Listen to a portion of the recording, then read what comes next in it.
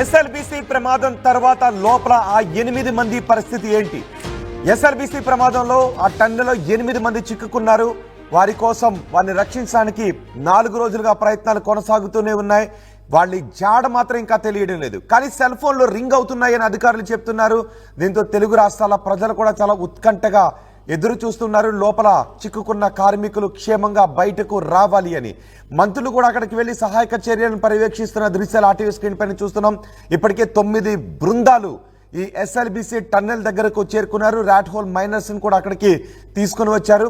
లోపలికి వెళ్లి వారి ఆచూకీని కనుగొనడానికి ఉన్న ప్రత్యామ్నాయ మార్గాలు ఏంటి అనే విషయంపై కూడా చర్చిస్తున్నారు. ఒక దశలో వర్టికల్ డ్రిల్లింగ్ చేయాలని అనుకున్నారు, కానీ అది అంత సులభతరం కాదు అని దాన్ని విరమించుకున్నట్టుగా తెలుస్తోంది. లోపల ఎక్కడ చూసినా కూడా బురద నీరే కనిపిస్తూ ఉన్నాయి. ఒక దశలో కన్వేయర్ బెల్ట్ పైన చాలా జాగ్రత్తగా లోపలికి నడిచి వెళ్లాల్సి వస్తుంది. ఏదైనా అనుకునేది జరిగితే కన్వేయర్ బెల్ట్ కూడా తెగిపోయే అవకాశం ఉంటుందేమో అని భావిస్తున్నారు. ఇక అక్కడ ఒక రైలు మార్గం కూడా ఉంటుంది. లోపల టన్నెల్లో పనిచేయడానికి రైలు మార్గాన్ని కూడా ఏర్పాటు చేస్తారు. ఆ రైలు మార్గమే ఆప్షన్ అని అనుకుంటూ ఉన్నారు. దాన్ని కూడా పునరుద్ధరించే పనులు చేపడుతున్నట్టుగా తెలుస్తోంది. ప్రమాదంలో చిక్కుకున్న కార్మికుల ఫోన్లు రింగ్ అయ్యాయని అధికారులు చెప్తున్నారు.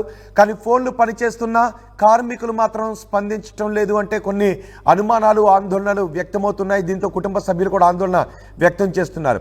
ఏదేమైనా లోపల చిక్కుకున్న 8 మందిని క్షేమంగా బయటకు తీసుకుని రావాలి అని బృందాలు ప్రయత్నం చేస్తున్నాయి. రాష్ట్ర ప్రభుత్వం ఎప్పటికప్పుడు ఆ పనులను పర్యవేక్షిస్తోంది. మంత్రులు అక్కడ ఉండి జూపల్లి కృష్ణారావు, ఉత్తమ్ కుమార్ రెడ్డి ఇద్దరు కూడా పనులను పర్యవేక్షిస్తూ ఉన్నారు. రెస్క్యూ ఆపరేషన్లో జియాలజిస్టులు కూడా పాల్గొన్నారు. కన్వేయర్ బెల్ట్ పై నడుస్తూ స్పాట్కు చేరుకున్నారు జియాలజిస్టులు. అయితే కన్వేయర్ బెల్ట్ కూడా ఈ క్షణమైనా తెగిపోయే అవకాశం ఉంది అని భావిస్తున్నారు.